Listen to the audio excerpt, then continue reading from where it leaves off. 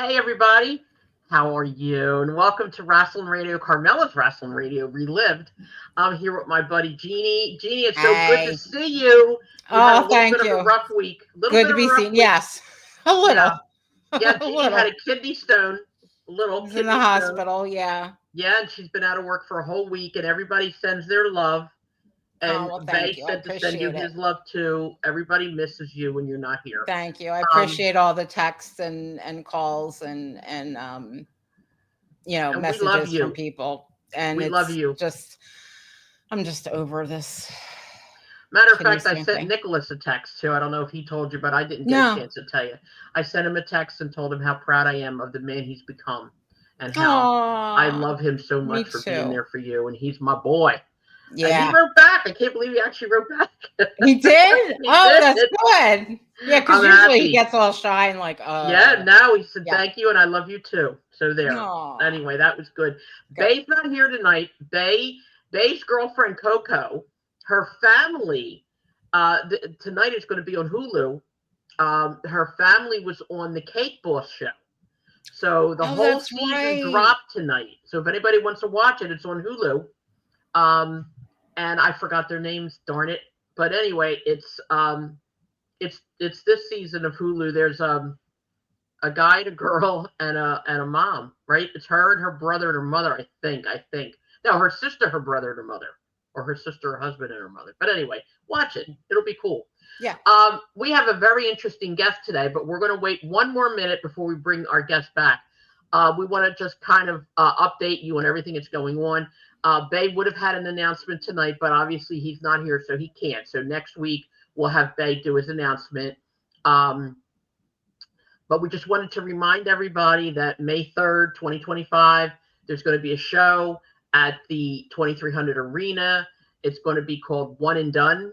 And we've already been told a whole bunch of stuff about what's happening there. And then there's so much to say.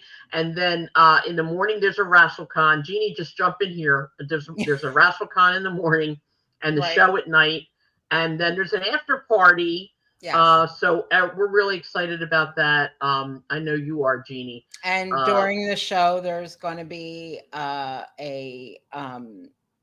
hopefully, the raising and then dropping the banner of the five TWA stars that this kind of how this all got started.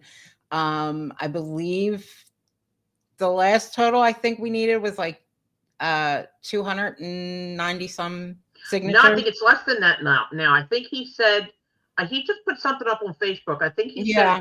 only need like two, maybe 290. I think Okay. last week we needed closer to 300. I Yeah. think so. Now it's down a few.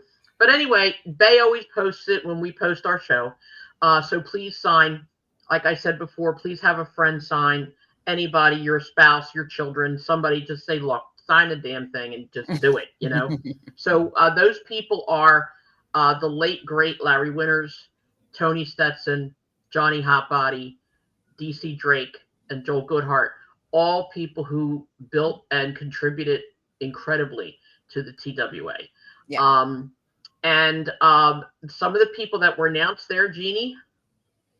For WrestleCon, let's see, there is Sabu, there is Tony Atlas, there is Barbara Goodish, who is Bruiser Brody's widow. Right.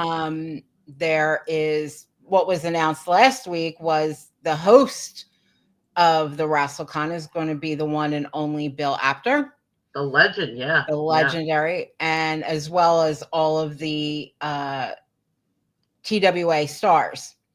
Tony Right. Manny Stetson, Fernandez is going to be Manny there. Fernandez is going to be there. My friend. Yes, I I love him. love him. Yeah, just and a lot of, and also there's going to be a TWA belt, championship belt That's on right. sale that you can get. That's right. There's going to be, apparently there's going to be 12 made. 10 will be available to buy. One is going to go to, I think, the arena or the TWA platform or whatever. And it's the match between Breaker Breaker Morant, Morant. and Chris Wilde will be for Yeah. the championship as well. And So they'll be it the sounds, final champion. yeah, so you can get your tickets at 2300arena.com. If you want any more information, just contact us at 316carmela@gmail.com. Also, Jeannie, the after party. The after party is going to be at the old Airport Marriott, which is, I'm always going to call it that no matter what, but it's apparently now the DoubleTree, and on Island Avenue. Yep. And you can only get into the after party if you have your paid ticket stub from the show, not the con, the show. And you can get in. It's one ticket, one person. So you can't bring one ticket and 10 people with you. No. Yeah, and it's going to be a great time. It's going to be a Don't great be time. like George from Don't be like George from Seinfeld. He never had his ticket stub, so he had to keep using new tickets. But anyway, yeah. So it's going to be a heck of a day. It's going to have There's a lot of tables also for rent. Right. If you want to bring anything in to vendor, vendor, yeah. And there's, from what I understand, there's going to be several live podcasts. People are going to be doing their podcasts there. And so let it all sink in. If you have any questions, contact us. And more matches are going to be announced after the new year. So yeah, exactly. So there's a lot more coming. Okay, now without further ado, I am very excited, and I know you are, Jeannie. This guest made you recover a little quicker. It did. It did. There was no way I was missing my Tommy. No. I said to Jeannie, if you don't feel good, it's okay. And she's like, no, I'll be fine. We have what I'm calling it is part 2. Okay. Yes. So tonight we said it before, the last time this gentleman was on, even he said he only touched the top of the iceberg. So we got a lot more to talk about. Yeah. So ladies and gentlemen, boys and girls, without any further ado, please welcome Tom Brandi Part 2. Hey, Tom. Woo! How we doing, ladies? How you doing? I wouldn't miss it for the world, Jeannie. Thank God you're here. Yeah, no, I wasn't. There was no way. If I was still in the hospital, my hospital bed, I'd be on my phone. We would have did it from there. We would have did it in person. Oh, yeah. Yeah. Oh, yeah. Tom and I would have came to the hospital and just everybody sat in your bed with you together. Why not? Why not? Yep. Live remote. There you go. You are one person that neither one of us would have ever wanted to miss this for. So live remote, we could have did. Yep. That's why I gave Jeannie the heads up. I said, it's going to be Tommy on Friday. I said, if you don't feel good, it's okay. And she said, oh, no, I'll be there. So we love you, Tom. We wouldn't miss it. We wouldn't miss it for the world. Nope. But now let's go to you real quick. And Jeannie and you and I went over the last tape from the last time you were here. Right. And I talked to you the other day on the phone from work, and we talked about what you wanted to talk about tonight. If there's anything from your past episode you wanted to go over, that's fine. But we wanted to talk a little bit more. I think we ended it with you being on the WWF or WWF at the time. Right. When they had helped you come up with some of your aliases or some of your, characters. What was it like being at the WWF? Like, what was it like being a wrestler there? Well, you know what? I think we touched on it. I'll make it quick because whoever didn't see the last show, this is like an important part of it. So, I was trying to get in after WCW and Japan. Like, WWF was next on the list. Like that was next. After doing the other ones, you're like, okay, I'm only missing one. This has been the dream from when I was 5 years old. So, basically what I was doing was I was trying to, you send an email, you send like a promo tape, pictures, like they knew I was out there. After I went to I was always taught, if they're in the area, show your face. And this goes for current day guys too. Be dressed real nice, suit and tie. Vince is a big mark for suits and ties, real big mark for sharp dress. Like that's his thing. So there was, they were at the, it's a couple of years before I got hired. They were at the Allentown at Bethlehem Lehigh University. Mm-hmm. And I showed up there, and at that time I knew a good amount of guys. And I remember going in. It was unannounced. I just showed up there, had my gear, dressed up in a suit and everything. And I mean, everybody, I knew probably like 80% of the guys at that point.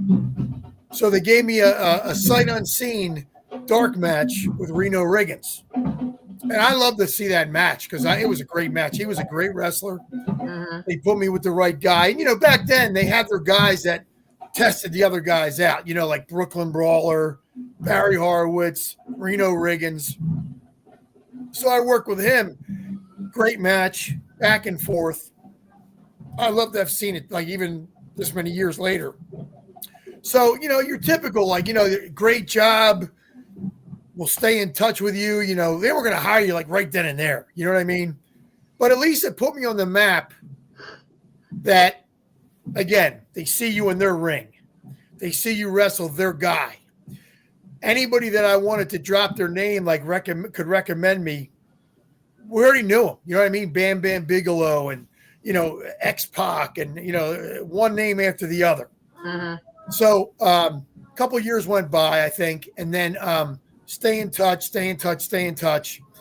And then finally the phone rang one day. It was Bruce Pritchard. And Bruce Pritchard said, we're starting up a next extra house shows, and we want to do some things with some veteran guys. So we had a date set to come up to the office. Hold on a second. Who's got the ambulance?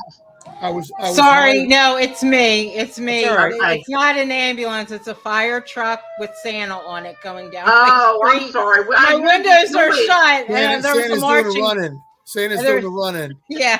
Okay, I'm sorry. Go ahead, Tom. No, it's okay. So I was hired with. Now I didn't know it at the time. 5 of us were hired the same day. It was Alex Porto, Tracy Smothers, Bill Irwin, and Tony Anthony, the plumber, dirty white boy. So all guys, what the common denominator was, all very good veteran wrestlers. Nobody that old yet. This was 96. Mm-hmm. So I was 30. So what happened was my friend calls me a couple of days before. He goes, "Oh, you were in Meltzer's sheet." I said, "Really? What did it say?" Because, it was never good. It was never anything positive. He goes, "WWF has hired 5 veterans," or whatever term he called us, to be just above jobber status. Wow. Well, my dream just came true, right? And then that's got to come out. Like, it's like, why do you got to say that shit? I mean, all these years at the time. So I was probably in the business now, say 11 years, 30 years old. Dream come true since I was a 5-year-old kid, and you're going to label me just above jobber status. So we go up there, we get hired, and they it was a big rib on, like, they gave us names like Freddie Joe Floyd. It was the Briscoe brothers' middle names, Freddie and Joe and Floyd. That was Tracy Smothers. Just call him Tracy Smothers. The guy was a legend. Tony Anthony, Alex Porto, Bill Irwin was a legend. These guys were legends. Mm-hmm. So anyway, like, I got the best deal out of the 5. Like, I got a nice outfit. I had a nice, like, out of the 5, like, I liked what they did because I was able to carve out my own, like, identity. So fast forward probably like 9 months, and I got hired to another, like, a real contract. The other guys finished out their contract and they were done. So, like, out of the 5 of us, I was lucky enough, and I was a heel. So I really, really, really was able to, like, do my own thing. Mm-hmm. Main event, Monday Night Raw, undefeated against Undertaker. Like, wow. I'll never forget, like, I walk into the TV tapings that day, and Kevin Kelly, the announcer, comes up to me, and we were friendly. We were good friends at the time. And he goes up, he goes, "Are you ready?" He goes, "You're in the main event of Raw." And this is when it's live, and it's, you're out there for a while. Yeah. He goes, "You're out there for 2 commercial breaks." Against who? He goes, "Taker." I said, "Yeah, right." He goes, you and Taker main event of Raw, 2 commercial breaks, which technically was about 15 minutes live. Yeah. Live. Wow. I'm shitting myself. I'm like, what? I'm like, where'd this come from? So anyway, obviously, like, he goes over. But the thing was, if you go back and watch the match, he didn't have to give me shit. You have to have some kind of heart, like part of the match to keep it going. Like, you can't be like a squash match. Right. You know right. what I mean? So as the heel, I could just take shit on him. Like, I would do stuff to him, whether he liked it or not, just to keep it going. Like, I'm like, well, if he gets nothing that was out of the ordinary, nothing that was crazy, if there was a problem with it, he could tell me about it afterwards. I had to fill 15 minutes. We had to fill 15 minutes.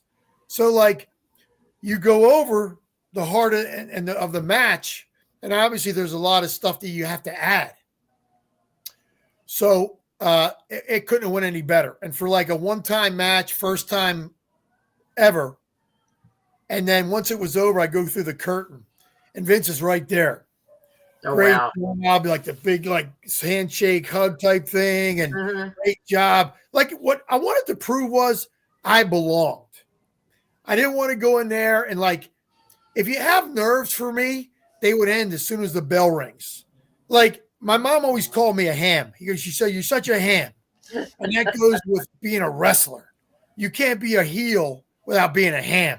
Exactly. Like the heel that I was. So, I mean, that was me as a 5-year-old kid being a ham. Yeah. You go in there and you just, your persona took over. Okay. Sal Sincere took over. No nerves, no nothing. You go in there, you want to lay it in, you want to beat the hell out of the guy, to a nice back and forth. And then at the end, the tombstone, the whole deal. You want to make it that you belong in the ring with him. And I definitely accomplished that. Like, I watch that match now, 100 years later. It's like 28 years, I think.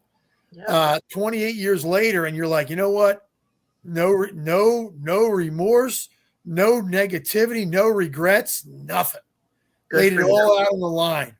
So that got me hired. That got me an opportunity where they knew they could put me with Shawn Michaels live when he was the champ. The Rock, that gifted me the whole run with The Rock, because they needed a good heel to carry him for the first few months until he got his feet wet. Because this is when his first Raw match was against me. Wow. My Raw was against me because they trusted me and they needed a heel that could, get him over, put him over, make it entertaining. Because remember, we're going into the Monday Night Wars with WCW. Right. They wouldn't have any dead air time on Raw. And I mean, I didn't get caught up in like, oh, well, you guys lost again to WCW. Well, they were going for the jugular. They were hiring all these guys. We had to worry about ourselves. I had to worry about who was moving over there. I had to worry about who was on our roster. You know what I mean? Guys were going to go. The money was being spent, but there was nothing we could do about it. We just had to do our thing. Go out there and do what you're told. Well, let me ask you a question now. You said that it was 15 minutes live, okay, 2 commercial breaks, and we often talk about how things today are rehearsed. How much of that particular match was rehearsed? How much did you know in advance, except for the finish? No, I mean, if they had parts of the match that they wanted done, they left it up to us, which I left it up to him, and he called stuff for me, like for my offense, where I'm like, it was funny because, like, I was always good friends with Jimmy Powers. Jimmy Powers called me the next day. He goes, you gave The Undertaker an arm drag. I said, he called it. I said, I'm the heel. Heels don't give arm drags. I said, he called it. I said, if he's calling it, I'm doing it. He goes, I've never seen The Undertaker take an arm drag. I said, well, now you have. Wow. But, it's just, he trusted me. He saw enough of me to that point where he knew I could do whatever he needed me to do. But I look back now and, like, at the end of the match when, the choke slam and he went into his last few moves. And I'm saying, like, you know what? I took that choke slam higher than anybody I've ever seen. even when you're out of gas and you're like, oh, like you're tired of, you're out of gas. You're like, you got to go. You got to get up there. Like you can't sandbag him and be like a heavy piece of shit. You got to get, you got to make it look great. Yeah. I got pictures from that. And then the tombstone and everything else, everything was great. Everything was accomplished. Everything was what you were set out to do. That's pretty cool. That really is cool Yeah. to hear. Yeah, because they were all my best. Like when people say, well, who were your best matches? Well, I said, you know what? My best matches could have been at a local indie show with 50 people. These are my best opponents. These are the best wrestlers in the world besides WCW, WWF. The greatest wrestlers, a who's who. There wasn't many guys I didn't wrestle. So that was the best part. You did a lot. I remember because we were there, with you the whole time. And it was great. They got to, you see, what people don't understand is they got to trust you to be in the ring with that other guy. You know what I mean? We're not the ones putting the matches together. They got a guy like Shawn Michaels that might cry about if a guy's a little too stiff with him or whatever. So, I mean, again, they're going to not put him in the ring with that guy. If a guy's stiff or a guy's, you know what I mean? They put the matches together. So if they didn't trust you enough or you're going to you're out there hurting guys, they're not going to put you in there with him. So all they did was tell you to finish then and pretty much everything, you guys did on your own. Pretty much. And you know what? I had a lot of input and he didn't have any problem with it. It wasn't anything that he was going to be at any kind of risk. Obviously, I've seen him wrestle a million times, so I'll have a mindset to what to put into the match. Mm-hmm. You know what I mean? How do you think the guys today would do if the wrestling today was not rehearsed the way it is for days and days and weekends and weeks, whatever, and they all had to go into the ring cold like you guys did? Well, you know what? I just think the guys today are way more skilled. I think they would have no problem. I just think they're way more advanced. Because remember, there was no NXT when we're there. No. There was no training centers. Mm-mm. We were hired off the street. Exactly. We all had our own style of wrestling. That's why I hate about current day wrestling. Everybody's cookie cutter because they're all trained the same way, especially the girls. The girls are really cookie cutter. I liked it when you came up through the ranks and Wild Bill Irwin came up through world-class championship wrestling and Alex Porto and Tracy Smothers was a wild-eyed Southern boy coming out of Tennessee and through Jerry Lawler's, like CWA. Same with Tony Anthony or any of those guys. They came up. We all had our own different road to that level. That's what I loved about wrestling. Not current because everybody, oh God, you got to sit there and train for months and months and months to even get a shot. See, that was the difference. Well, that's what we try to let the fans know in this show, because I think it's important that we try to let the fans know what it was like. And I know I keep repeating myself, but you can't say it enough times that, you guys came in off the street and you did whatever was handed to you and did it well. You have to understand, these guys were in different shapes.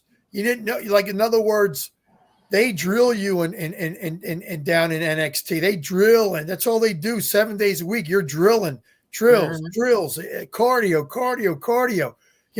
These guys are trained to wrestle an hour a night if they had to. Right. We're we're rolling out of our bed praying to God that we're in some kind of shape to match up with the guys. Again, I wrestled Taker probably a month. I was undefeated, so that wasn't too long. I probably wrestled him within 4 weeks of me being hired. Wow. So I could have been in any kind of shape, but I got to go live and not embarrass myself. Exactly. I'm hoping to be in good shape. Thank God I was, but not in the kind of shape these young guys are in. No. These guys are in phenomenal shape. Yeah, they have to be in that kind of shape. And that's crazy, but I wanted to ask you too, when you worked for Vince, okay, did you have a lot of interaction with him, or was mostly like a road agent? No, Vince would always give you the smile and the pat on the back. Vince, I think Vince learned his lessons when Nails beat him up. I think he got to the point where, because I was there when Brett beat him up at the Montreal Screwjob. Oh, I yeah. just think Vince got to the age he didn't want guys coming after him anymore, so he was non-confrontational. He was always like, pat on the back, big handshake, big smile, and then the agents will do the dirty work. You know what I mean? I think that's what it was. Yeah. Yeah. Yeah. I think that's what it came down to, because his kids weren't involved when I was there. The daughter was never there. I only met her once in probably like 4 years. Mm-hmm. Shane was, Shane would be around when they bring in like a named celebrity. Shane would cater to that person. Like I was there through the whole Mike Tyson run. Right. And like, Shane was always together, making sure guys weren't bothering him. And, and if there was ever like a celebrity that came in to do a little bit part or whatever, like Shane was always babysitting that person. Yeah. But yeah, I mean, the kids weren't involved, and the wife wasn't involved much. And Vince just had all the Gophers. That's all it really was. Who was your road agent when you were there? Who was the main It always changed. It always changed. You would always have like Tony Gurria, like Lanza, Rene Goulet, like Skolin was there doing the payoffs, like the advances. Gorilla was there till he wasn't there anymore. But yeah, I mean, Mike Graham was there. Then they finally hired Greg Gagne because they were working in WCW. Then they brought him over there. Right. So yeah, so those guys. That's cool. So now Gurria was the one. Oh, and George Steele. George was funny because he was like the most imitated man there. Yeah. So like I'll do a quick George for you just because I think it's funny. You might not think it's funny. I think it's funny. So like I always wrestled Aldo Montoya. So then, you usually huddle with the agent after the match, and these are like just house shows. So they don't care. They were just there to make sure it ran smooth. So like you get in there with George after the match, he'd be like, so like George, you sit down to three, you're like, okay, George, what did you think? Well, let me tell you, kid, I thought it was a good match, but I thought the heat was maybe like 10 to 15 seconds too long. Good match, but good bumps, good psychology. But I thought that the heat was maybe about 10 to 15 seconds too long. Oh my God, I can't. And then you thank the agent and you're on your way. It's like that, and 50 cents is going to buy you a cup of coffee. Yeah, it was. And I'm rusty. I haven't done George in a while. I used to do it a lot better. I'm rusty now, but God rest his soul. But again, the agents were just there. They didn't care. Tony Gurria, some guys were like trying to chase women and stuff. Some, they didn't. They did what they were supposed to do. They gave the reports on they probably had to write a report on every match. Who's reading that report? You know what I mean? It's like, whatever.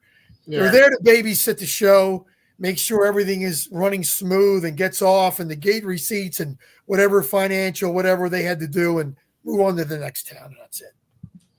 Okay, so after WWE, or WWF, what did you do after? Like, what made you stay in wrestling? What made you move on? Where did you go? What did you do? Well, the end of it needs to be said because it got to the point after 4 years it was going nowhere. So I like being a heel. All the best opportunities were being a heel. Once they turned me face using my own God-given name and without plans behind it, like I got to run with Mark Marrow, which was the best run I had because it was a run. It was something that people will say to this day, oh, I always remember you with Mark Marrow and Sable and Mark Marrow and Sable. And wrestling fans don't forget. Wrestling fans have minds of steel. They do not ever forget a name, a place, an angle, a storyline. They'll never forget. No matter if it was main event storyline or opening match storyline, they do not ever forget, ever. So it got to the point where now because of the Monday Night Wars, the indies were on fire. I mean, on fire. Now we're talking like 99, 2000-ish.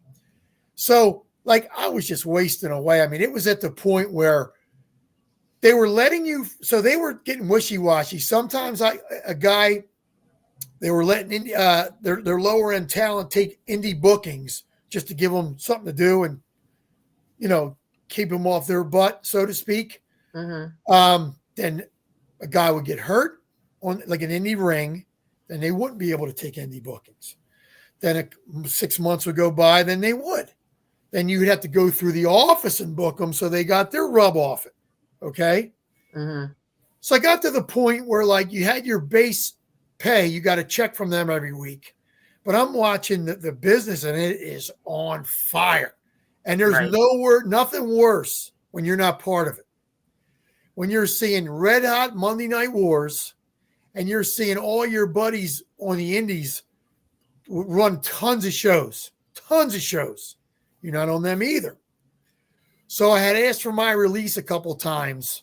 I just got to the point where it's like, look, the ship sailed. Like, you know it sailed because now they're just lying to you. They're not doing nothing else with me. I mean, again, the kiss of death was me using my own name and starting to do jobs, and that's where I cut it off. I didn't let it go. I stopped it because my biggest fear and what I always hated was, I don't care if you call me like Johnny Gunn or Salvatore Sincere.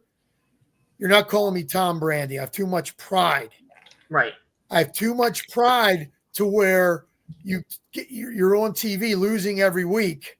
And I have people back home and family and relatives and school mates and everything say, oh, yeah, I turned you on the TV and, you lose every week. That's where I cut it off. Yeah. So after a few, like maybe a month or maybe not even 2 months, because I remember a couple of times I told them I was hurt. They had me going out there like wanting to put over like Giant Kali or whomever. I said, oh, yeah, I got hurt last night. I only did it like twice because I tried to buy myself time because I wanted to get paid, but I didn't want to do jobs on TV under my own name. Sal Sincere was fine because as a heel, I was carving out a niche. But as Tom Brandi, as a baby face, you're screwed. There's nothing you can do. You can't get your shit over. You can't do it. You can't get over. And I use the term get over as a face doing jobs. You can't do it. Right. So I finally got my release. And my first month on the indies, I had 16 shows. Wow. It was August. It was August of, I want to say, it was 99 or 2000 because I have it all still written down. I have all that stuff written. I have all documented. And the very first month, because you know how the indies are, they want that guy. As soon as they find out a guy's available, your phone's ringing. It's ringing. And back then, you remember, you're in the summer months, so you're doing fair shows on a Monday and a Tuesday. I'm down in Wildwood on Wednesdays or Thursdays, and then your shows on weekends. So, I mean, 16 dates in 30 days, 31 days of August. That's good. Wow. That is crazy. Now, did you ever tell them that you were not comfortable using your own name or being So a many face? times, they don't care. They said, hold. Yeah, you would think at that point they'd be happy to let you go. They didn't want you to go over to the other company because they always felt like the other company was going to do something with you that they didn't.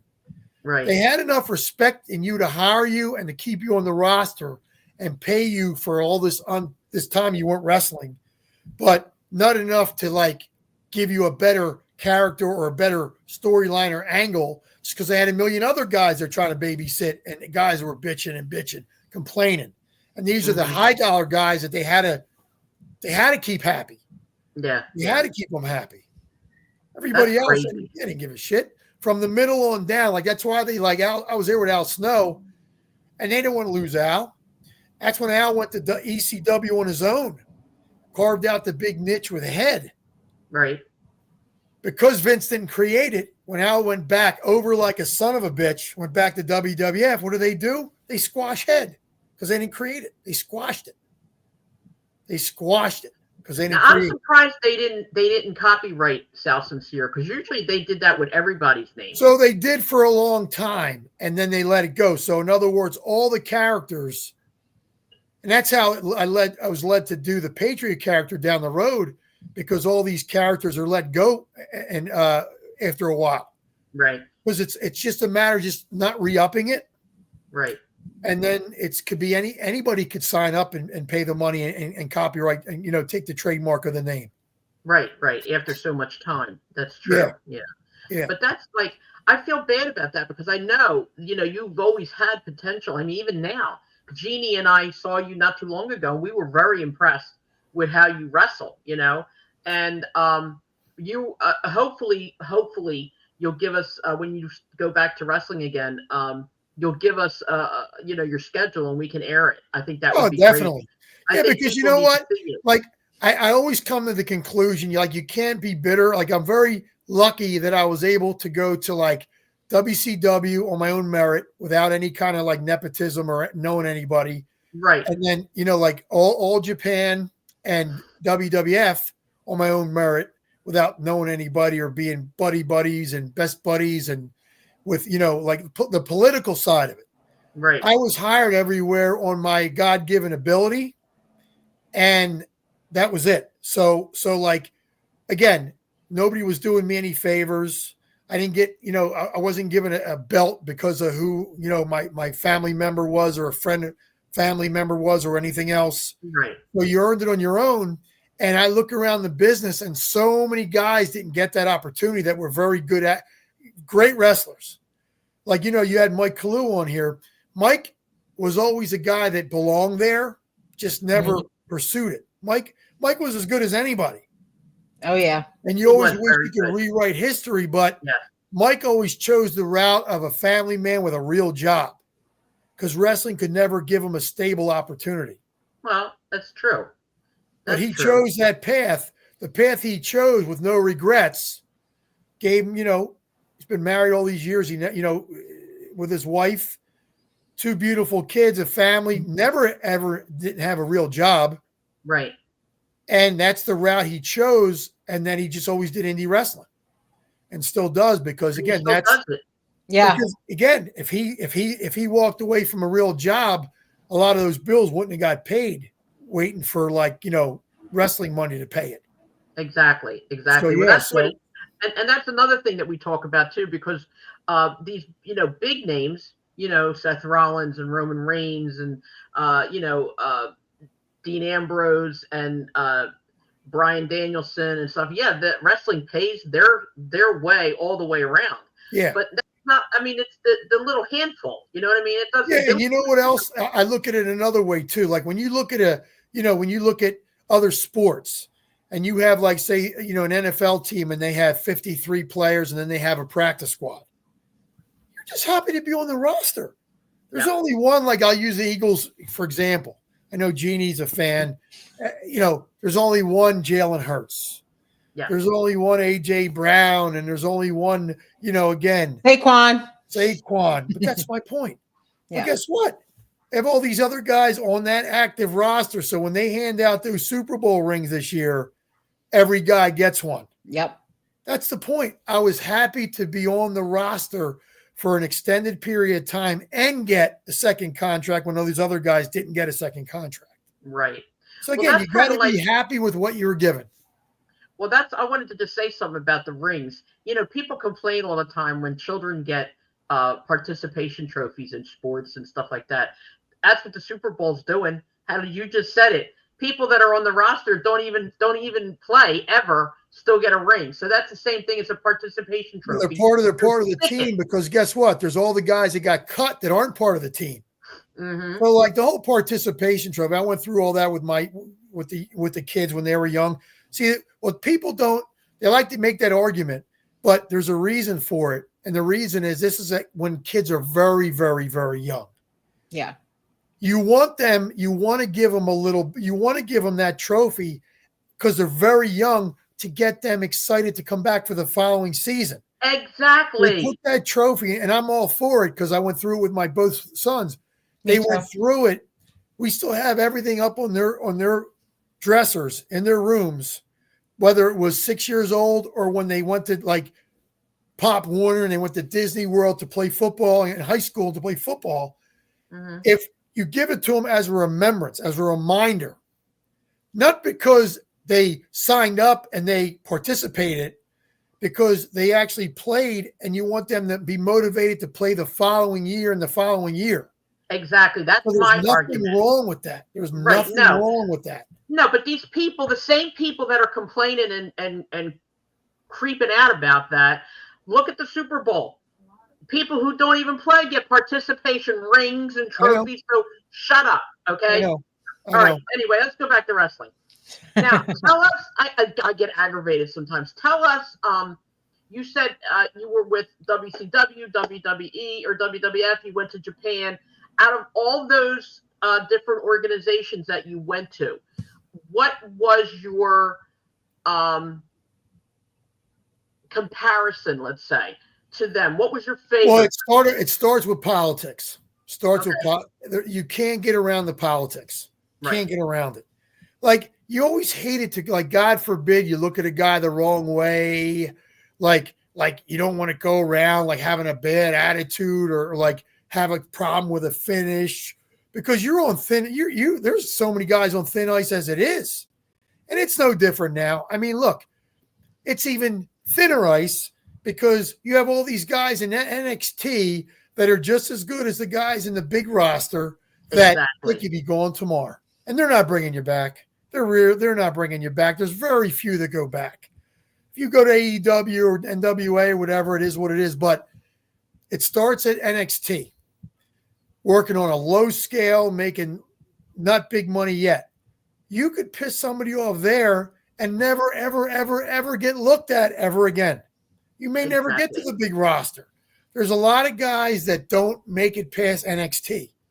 At least I was able to start on the main roster. And they're in no hurry to get rid of you unless you're a total screw up.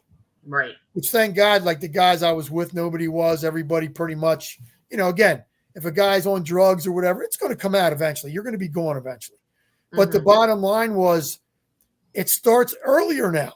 I mean, you're lucky to get hired to this NXT, but eyes are on you already because if you have a problem, you have an attitude, it's going to get up to the big boys quickly.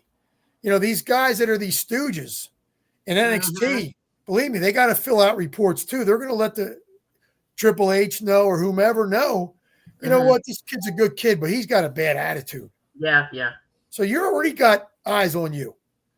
There's no like days off at these companies. No, that's true. That's true. Would you say that Japan was a better experience for you? I hated Japan. Hated Did you really? Hated it with a passion. So it's such a hard-hitting style there. So like how the crowd just sits on their hands and it's all hard-hitting matches. Their matches are based on like they do a lot of finishes, no matter if it's the first match or the last match. One night, Stan Hansen was my partner. The next night, he was my opponent, like tagged in 6-man matches. Wow. So you're with a guy one night, you're against. It's not. You'd rather have a guy where you could kind of like wrestle almost every night, so you could build off the match. So like, I was always there with unbelievable talent. Like I was there with. So I just think of the bus, how our bus was. I was there with Stan Hansen and Abdul the Butcher, John Nord the Berserker, Del Wilkes, the Fantastics, and then Bobby's brother, Jackie Fulton. I was there with Doug Furness and Phil Crawford. I was there with the other Kamala. I was there with Richard Slinger, was Terry Gordy's nephew, and Terry Gordy. I was there with, I'm trying to think of one missing. Most of the tours. What just wound me down was we went in and Johnny Ace. Johnny Ace is the reason I went because Tom Zenk screwed up over there. So this was after WCW. So they brought me in as like a Tom Zenk lookalike to be Johnny Ace's partner. Okay. So it was 4.5 weeks. Brutal. Come home for 2.5 weeks. Go back for 3.5 weeks. Come back for 2.5 weeks. Go back for 4 weeks. Wow. I'm good. I'm done. Just the mental, every part of it, the physical, the mental. And it was 94. So, yeah. 28. So, yeah, it was before W. Yeah, I was 28. So, great shape, great age, perfect age to be there. It's just wasn't fun. Wasn't fun. The matches weren't fun. Every part of me that was fun was like being Sal Sincere. a ham. Over there, you're wrestling. You're you're wrestling. Hardcore wrestling every night. It wasn't fun. Just not fun. Yeah. What was the management like there? What were the higher ups like? They couldn't treat you any better. I mean, everything was A+. They would never screw you. The money was there. Money was great. Bus rides, long ass bus rides. They were in a bus 8 hours a day. Stuff like that. Right. But it was during the winter months too, so that made it even worse. Buildings were ice cold. Oh, wow. So you're trying to go out there, you're wrestling 20, 30 minutes, ice cold buildings. And then the food. The first time I saw McDonald's, I almost passed out. I was so excited. Was it really expensive back then? I know it's expensive now, but was it expensive then? Oh, yeah, it was double. Whatever you paid here was double. Yeah, that's why you were paid double to wrestle there, because everything was double the expense. Wow. So, again, I'm just glad I said I went, wrestled, great talent. The Japanese guys were great. Plus, you had the language barrier. They understood hip toss. They understand, body slam. They understand wrestling vernacular. But there was still the language barrier. Couldn't have a conversation with the guy. Right. You could say, they would just shake their head like, I get you, body slam. Yes, yes. Arm drag. Yes, yes. Clothesline. Yes, yes. Tom, let me ask you, did you watch the Vince McMahon documentary on Netflix? What did you think of it? Well, I told Carmela on the phone, there was nothing I didn't know. There might have been stuff that kind of forgot, you know what I mean? Because it goes back so many years. Right. I said to her, when it was all said and done, because it said it ended before this last set of this last scandal. Right. And I think he walked off the set at the very end or whatever, but it makes me think of one thing. This is all the shit people know. How much shit people don't know? Because I keep hearing there's something else about to come out. There's something. Oh, there is. I'm going to tell you what it is. Wait a minute. This might be it. I was just going to say something. Now, Linda McMahon apparently is going to be the whatever of education, okay, for the new regime coming in. Now, apparently, from what I've read, and I don't know if it's 100% true or not, but there's a lawsuit coming out that involves her in the Ring Boy scandal. Okay, that's what I heard. Phillips days. I heard it was something to do with Ring Boys about to hit, because I got a random friend of mine just sent me a random message like a month ago. Yeah. And I'm like, how would he know? And just a random, but it included something about Ring Boys again. Ring Boys again. Yeah. Now, I'm just glad to say that when I was there was nothing on the surface, nothing you see on a daily basis. Nothing if you were asked about, say, what scandals did you see? Mm-hmm. Nothing, thank God. Everything was behind the scenes. Hopefully, there was nothing really going on when I was there. But again, I think of one thing. How much shit do people not know? Like this whole thing that came out most recent about Vince and Johnny Ace, and they were paying all these girls hush money and, anything to demean a female. Yeah, I can only imagine the shit that was done that, again. That isn't known. That's not known. Exactly. And hopefully someday it comes out. But again, people said to me, I said, nothing would ever surprise me. You could tell me any story about Vince or anybody in the office, any of the agents or anybody that was hired, or any of the wrestlers. There's a numbness. Nothing would surprise me ever. Ever would be surprised. No. You could tell me the most outlandish story. But the funny thing is, and I'm going to be fair here, okay, because fair is fair, okay, and you probably know this too. Vince, on the other side, all right, he helped a lot. I mean, and I'm telling you, a lot of wrestlers, and you know this, Tom. Sure. He helped them buy houses. He fed their families. He paid for funerals. He paid for surgery for their families as well. He paid for their health care. He paid for groceries. When wrestlers were there and they couldn't make it, they couldn't do it. He paid for a ton of stuff. So let's not forget that. Do you know how many times in the mail after I forget. I guess it was probably after Brian Pillman died. Whoever else died after that, I forget. Do you know how many times I've got letters about going to rehab? I'm like, how about you just give me the money because I'm clean. I never did drugs. Send me the money. Exactly. Send me the money that you're willing to pay rehab. Give me the money you would pay there just because I'm not an F up. I probably got a dozen of those letters saying, if you want to go to rehab, we'll pay it, this and that. I'm thinking like, yeah, I'm not one of those. I'm not one of those guys. But yet years ago, it was when you were hurt. Well, here's an injection. Here's a pill. Go in the ring anyway. And that's how some of that stuff started. Okay. Oh yeah. But, yeah. That's all big league sports does that. Every sport. Every sport does it.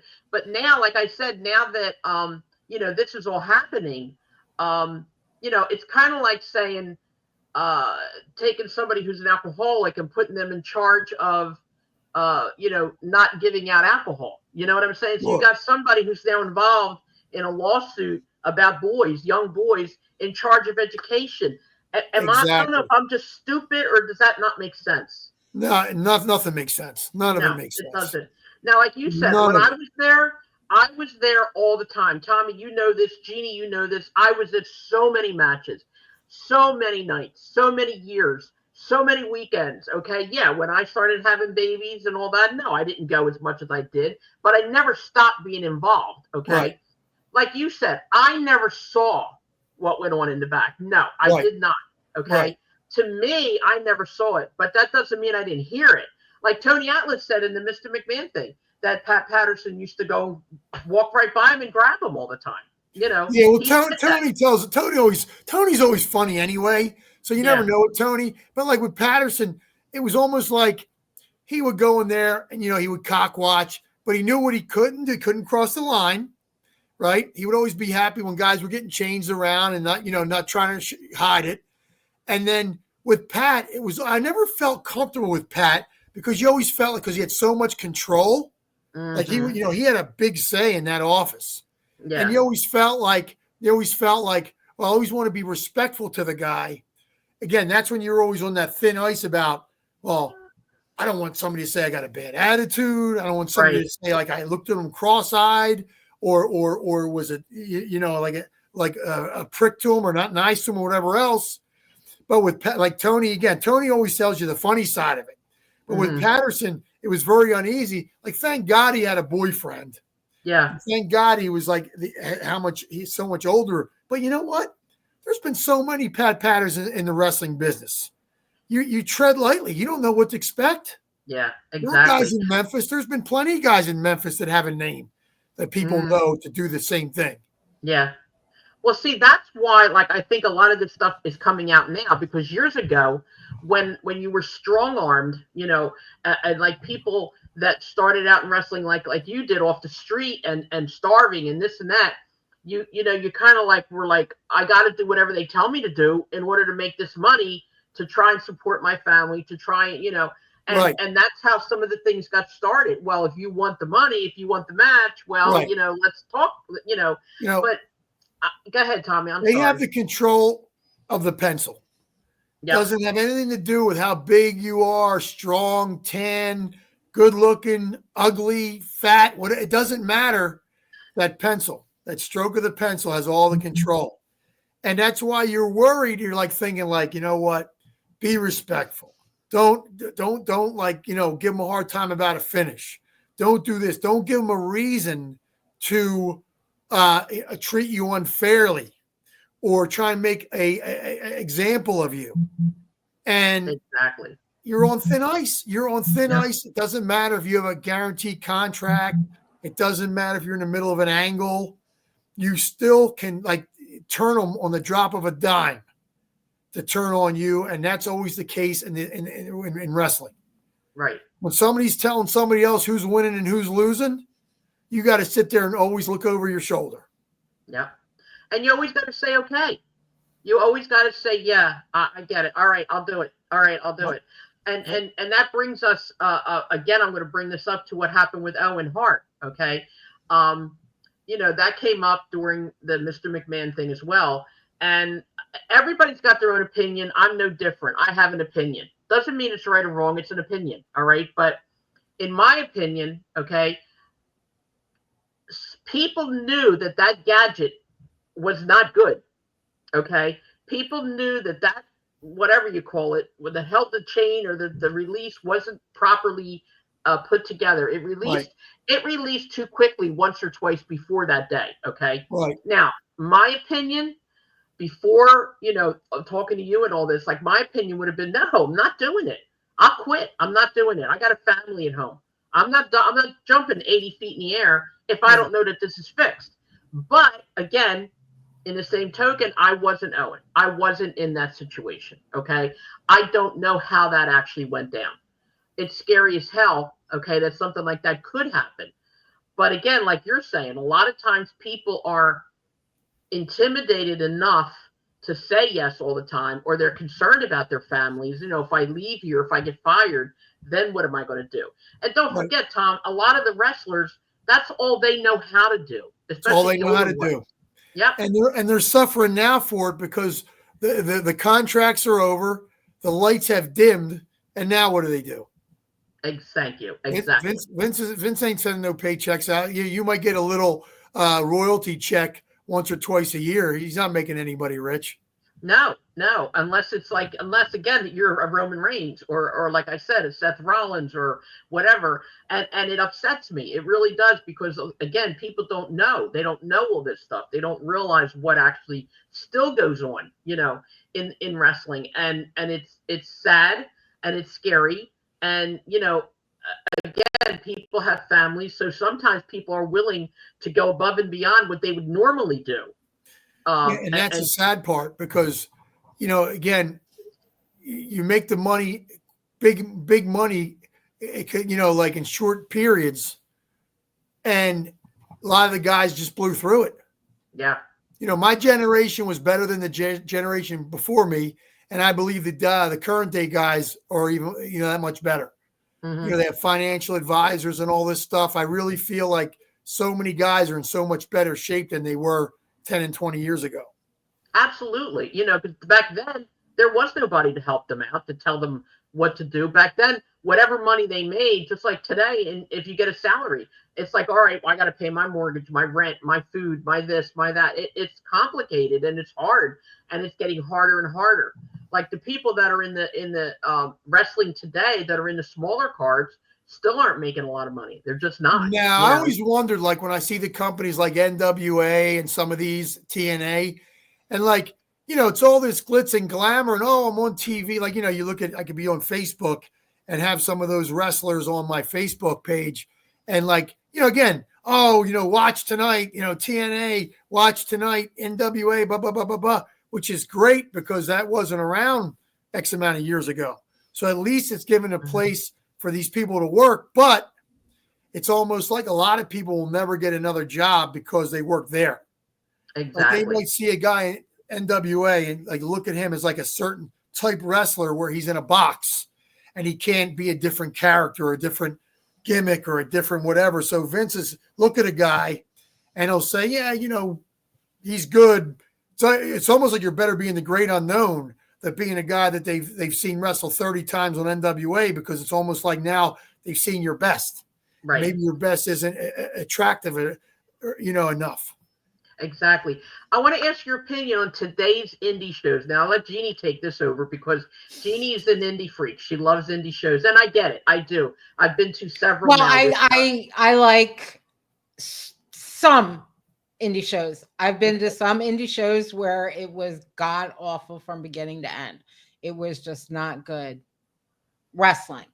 The shows I go to, I know I'm going to go see hard workers that give their all in the ring and put on a good show. Those are the ones that I'm crazy for. And I like supporting the young guys, and because when you do get to see them on TV, if they get, a match on AEW or wherever, it's like, oh my God, it's like one of my kids, like, she's right. She's right. Yeah. She's right. It's like a proud mama moment, even though, but I enjoy certain, I mean, ECWA is fine. And I don't go there anymore as much because where they go is just too far for me to go. So I stick to the local down here in South Jersey. But I enjoy it, and I like and they're good hard workers. So what do you Not think all. of today's, what do you think of today's indie groups? So unfortunately, I don't have anything really good to say because we need the indies for the guys to have somewhere to work. What changed, and I compare it to what I've seen in my career, obviously, what ruined indie wrestling is the internet, social media. What happened was people that you've interviewed and we've talked about, Carmela, guys that, when you were always around, including yourself, they would do what was that dreaded 4-letter word that I don't know if I could say this on air. It's a bad word. Work.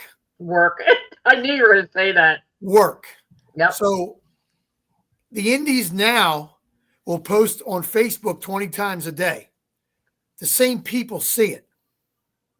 That's why when I need to get all changed and get ready for my match and I look outside the curtain and there's 50 people, it'll be easy for me to say one day goodbye because now I know I'm not missing anything.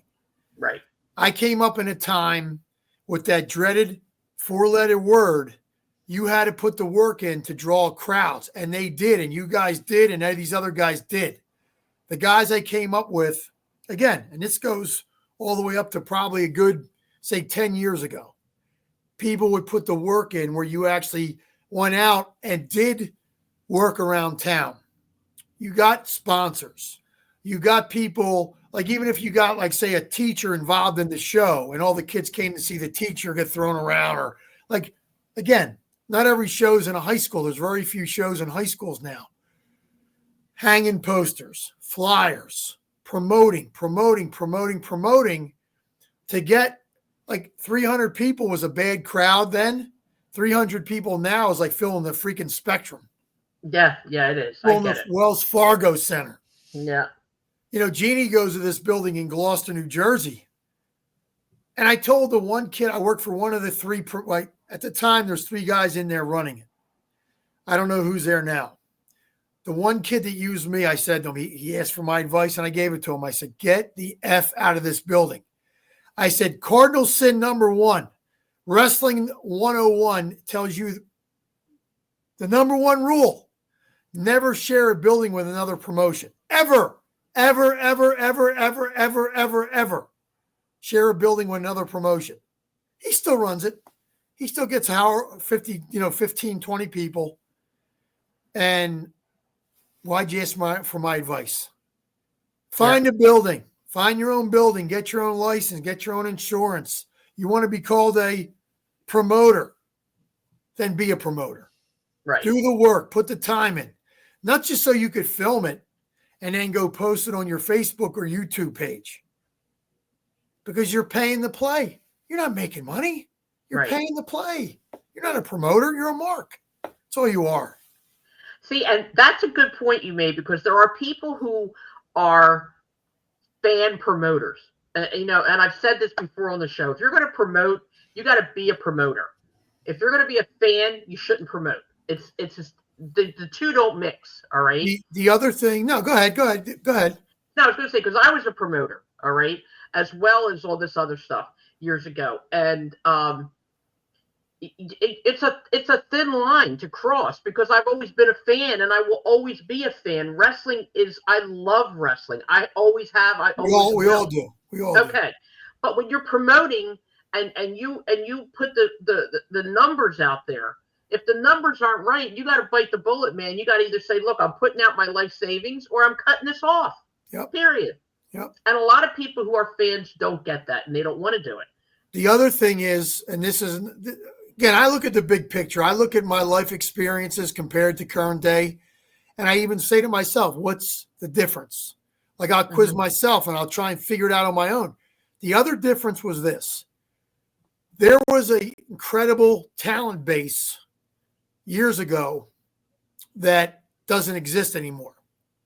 When you could call up King Kong Bundy for $500, Jimmy Snuka for $500, Tito Santana for $500, and they would drive in. Everybody knew who they were. They were putting a name on a poster, and you saw that poster, and it gave it credibility. Yes. Okay, now I see a poster, and I would say to myself, why did you? And I want to be like a real a-hole sometimes, but I just don't. There's so much stuff I want to write, but because my name's attached to it, I don't want to make any enemies. But I really doesn't mean I'm not thinking it. Yeah. And I look at the poster, I'm like, why did you even waste the ink? Not that they even printed posters anymore. These are Facebook posters. These are social media posters where they don't even print them and hang them anywhere. They run them on Facebook all day. And I look at the poster and I say, why would I want to go to this show?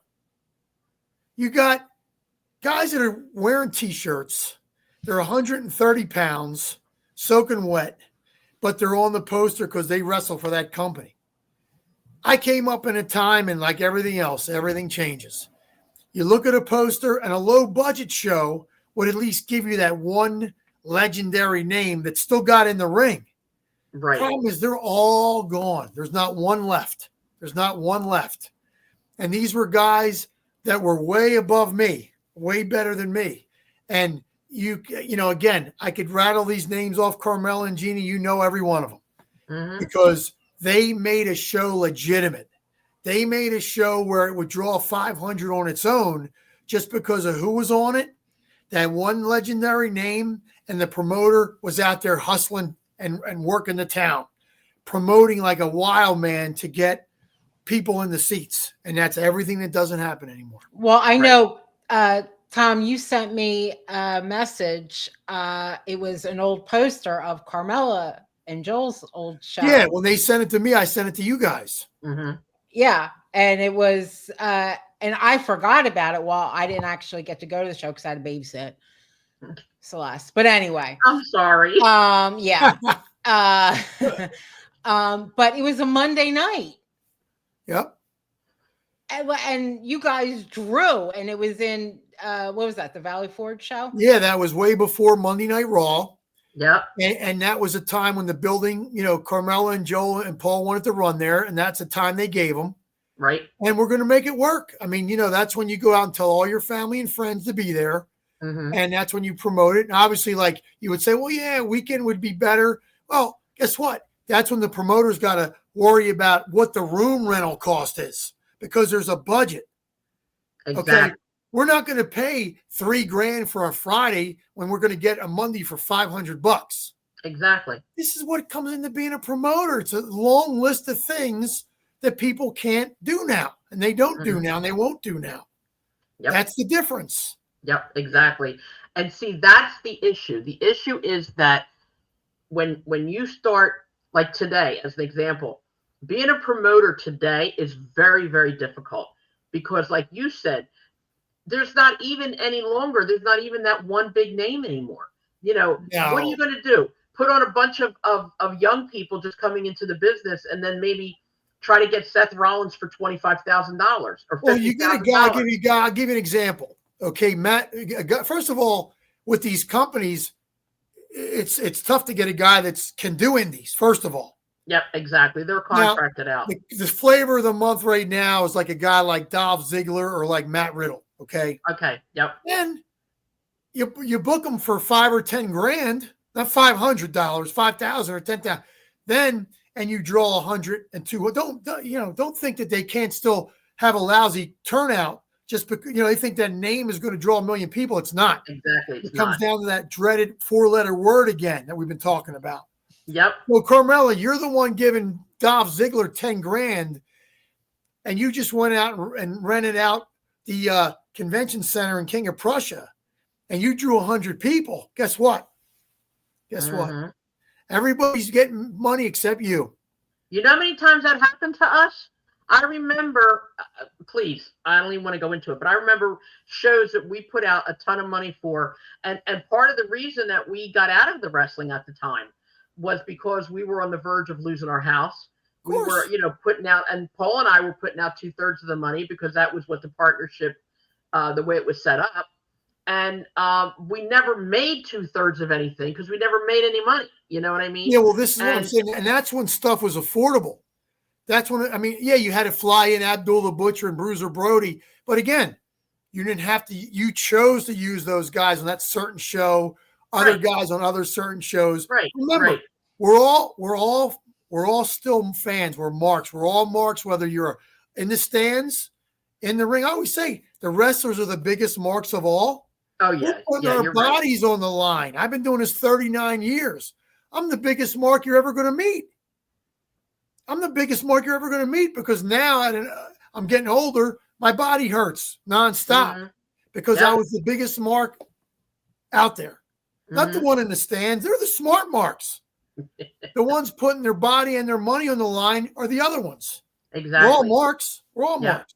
Yeah. They want to look down on a mark like they're not on the level of a wrestler or promoter. Right. You know, we're up here and they're down there. No, it's the other way around. Unless you were born in the wrestling business, you were a fan first. Yep. You were a mark first. Yep. Exactly. Whether you're a wrestler, promoter, or whatever, unless you were born into it, like the Jareds or the Von Erichs or whatever. Yep. That's a truth. Your mark. That's it. A truth. And the thing is that never changes. Like a lot of people say to me today, why do you like wrestling? It's so fake. And I'm like, you know what? I don't want to hear it. I love wrestling, period. The F word doesn't even get used anymore. Once Vince explained it that it was entertainment, which I'm glad he did because I got tired of everybody you met. I was coming up in the business. I was young, coming up within my first 5 years or so. The F word was every conversation, drove you crazy. Now, never hear the F word, ever. Ever, because when Vince came out and said it was entertainment, everybody was okay to say, okay, all right. Never call fake ever again. Never call fake. But you know what? This is what's not fake, though. The injuries, the hurt, the pain 30 years later, you know? You can't feel I hate another person's body. That's the fact. You can't feel another person's pain.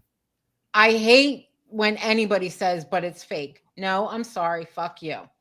It's not fake. It's predetermined. I gave up that battle a long time ago. And you know, and the get in the ring and take some shots and some run the ropes 100 times. Tell me. I got tired of the battle. It still bugs me. It bothers me. And the thing is, like I always tell everybody, you know, like Jeannie just said, get in the ring, do it, learn how to be a wrestler, do it, get in the ring, get thrown around a little bit and see what happens to you. So this is what happens now. I use reverse psychology. Every time I meet that like real rammy wrestling fan that's like so excited to talk wrestling with a wrestler, my response is real simple. Like, oh my God, did you see what happened to Monday Night Raw? I don't watch that shit. It's fake. It's my response every time. They're like, you didn't see what happened to Roman Reigns? I said, hell no, I don't watch that shit. It's fake. It's all fake. That's brilliant. Oh my God.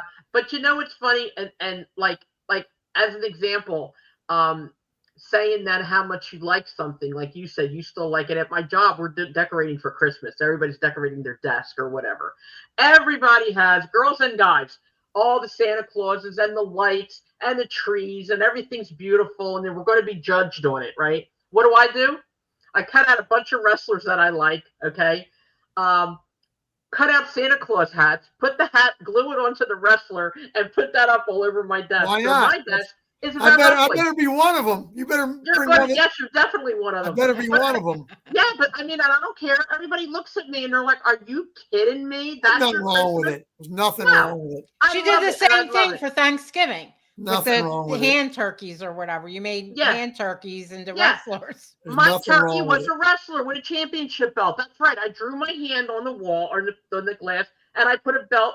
I made a snowman with a championship belt. After WrestleMania in Philly created so many more fans, like local fans. Like it's everywhere. Like people that I'm like, oh, I'm taking my kid to Raw, and I'm looking at the person like, when the hell did you ever like wrestling? I mean, like I could have been preaching to you for years about it. You never gave it, paid 2 cents of mind to it. And then now all of a sudden, you're taking your kids to Raw and all this other, whatever. Yeah, but you know how much money too they're spending? Oh my God. The money that they're putting out is God unbelievable. bless you. Support the company, support the business, everything else. Yeah, it's definitely not like it used to be. But now let me ask you, Tom, are you ready for round 3? I was gonna, so it's funny. I was just thinking the same thing. I'm thinking to myself, we could do another show easily. We're still more stuff to talk about. Absolutely. We've already been talking for an hour and 15 minutes. And give it a couple months. We'll let everything settle in, the holidays and everything, and then we'll get something else to talk about in a couple months from now.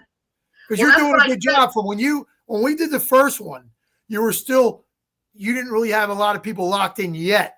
Mm-hmm. And then I noticed, because you send it to me every week, where it's like, she's doing great with getting people to commit to it. Really, I mean, from where we were then to where you are now. Yeah. And then you're booked up. We're booked up right now to the end of January. You're our 39th show, Tom. That's 39. Awesome. That's awesome. Yeah. Yeah. So what I'm going to try and do is, once we hit 52, I want to see if I can get, some sponsors involved. I wanted to try and keep this where we're just talking. But you got to, throw some sponsors in here and there. So I'm going to start. No, you have to. That's why I told you I get hit up at least once a week through podcasts, and I don't do them just because, it's just a checklist for these guys. It'll be like, hey, I'm Joe Blow, and I'm so and so, and write this. Give me a whole 2 paragraphs on like Messenger on Facebook. And, no disrespect, but this takes a lot of energy out of you. Like, we have history together, so it means something to me. These other guys. When I stopped, a guy literally was reading off my Wikipedia page, asking me questions, and I said, "That's it. I'm done. Yeah. I'll do 2 or 3 a year, and that is it." Yeah. That is it.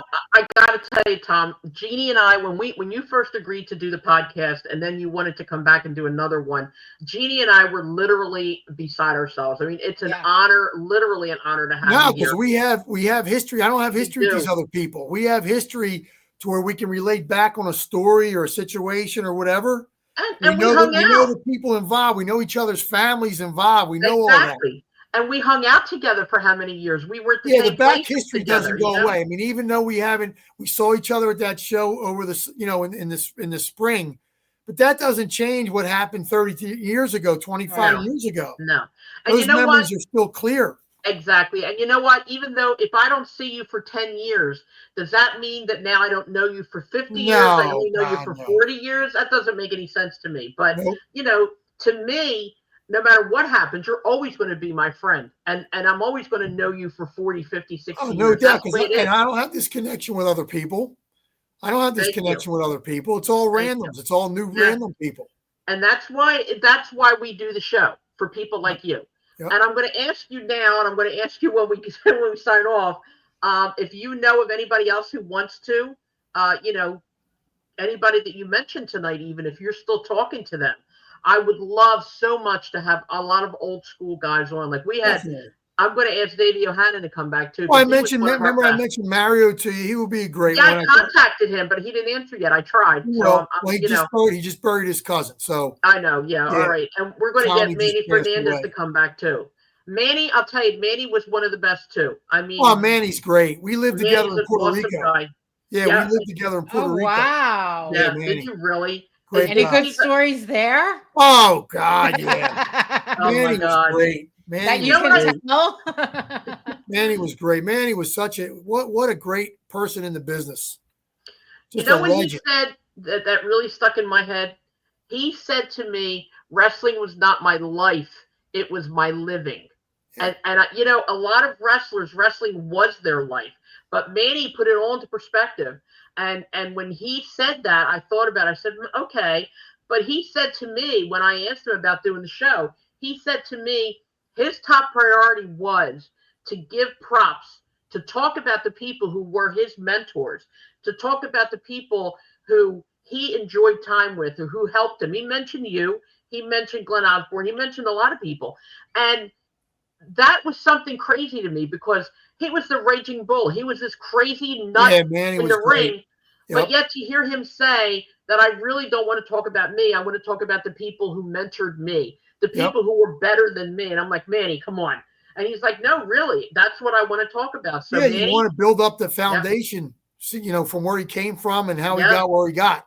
Exactly. And I send him a copy of the show every week too. He's going to get this one, and I'm waiting for him to come back because we love him. We love stories. We loved everything. Yeah, always love Manny. Always love him. Great guy. God bless him. Great guy. But listen, I will definitely, Jeannie and I will definitely get together with you on the phone or whatever to say Merry Christmas to you. But and to your family, God bless you, all of you. You too. How are the boys doing, by the way? Everybody's great. No complaints. Everybody's doing great. Everybody's. How about having your wife on with you one time? I never met her. She puts up with wrestling. She never liked it. She was always like, she always played like all the other sports. And in wrestling, I'm like, it'll be on TV for like 5 minutes at a time. And I'll be like, oh, you could have done that. You could have done that. Like, I always tease her. Uh-huh. I met her once at a show. Did you? Yeah. I never met her. I'd love to meet her. Very she would go like when I was doing, when the kids were young, I used to love having a local show, and that would be a night out for the four of us. Yeah. Exactly. Now I couldn't put a gun to their head. Now they're like, no, Dad, you come see me. I'm not coming to see you, right? My youngest son came, and it was like in say April, and it was the first time, and probably like he asked me like out of nowhere, because I really want to go to the show. I want to see if you still got it. That was back around when I saw you guys. Oh. Actually, no, it was funny because it was that week, because Kashmir was at the show on Thursday giving out flyers for the show I saw you guys at. So it was that week. Anyway, so he loved it. He was like a kid because all the guys, he's big now. He's like 6'3". All the guys would introduce themselves like he was a wrestler. And like he was caught up in it for that night. So that was fun. That was fun. Well, when you wrestle, when you get your next schedule and wrestle, because I know you're going to be wrestling when the weather gets a little warmer. Yeah. When you get a schedule again, let us know. I will. And we'll air it. Like we'll push the hell out of it. Oh yeah, I will. Jeannie and I will be there. So I was just going to say, and we're going. We're going. All right, we're going. Okay. It'll be a close show. It'll be close. It'll be close. I hope so. But listen, also, I'm going to hold you to this because we've been talking about going out to dinner and getting together, and we haven't done it yet. So after the holidays, I'm going to hunt you down like a dog. All right. Sounds good. We're going to go out. You know where I'm at. Oh yeah, all the time. You know where I'm at. I'm not hard to find. No, you're definitely not. And you know what? I got to tell you, for all the years that we've known each other, you have always been a sweetheart, always been kind. Likewise. And thank you so much. Likewise. And already we're looking forward to having you on for part 3. I'm excited. Let me know. No problem. Anytime. Let me know. Yes. Love you. Yes. Love you guys. And we'll see you again soon. Sounds good. All right. Take care. Take care and have a nice Christmas and give your family. Merry Christmas. Yeah, Jeannie, get better. Feel better. Thank you. Love you, I'll see you guys. Love you guys. Okay, bye-bye. Bye.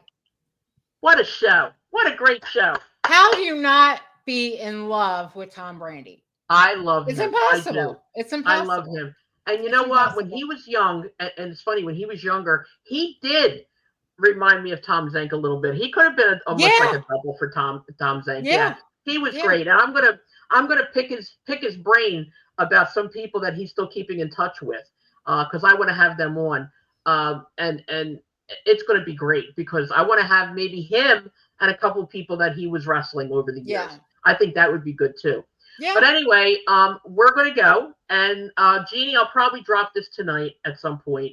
Because I have to work tomorrow. If I don't drop it tonight, it'll be after 12, blah, blah, blah, and all that other stuff. But anyway, one more reminder, May 3rd, 2025 at the 2300 Arena, One and Done. Joel Goodhart, this is his last final promotion. Bay Ragney is the booker. Bay, we missed you tonight, but we'll see you when you get back. And don't forget, okay, there's a WrestleCon in the morning that day. There's the show at night. There's going to be a ton of guests there. Many were announced. If you want to know the new updates that are going to be coming on, hopefully every week or close to every week, you got to listen. You just got to listen. Yep. Jeannie, wrap it up. Thank you. And thanks again, everybody who reached out to me, called and texted and messaged me. So thank you for the well wishes. And yeah, it's going to be an exciting end of the year for us. That's for sure.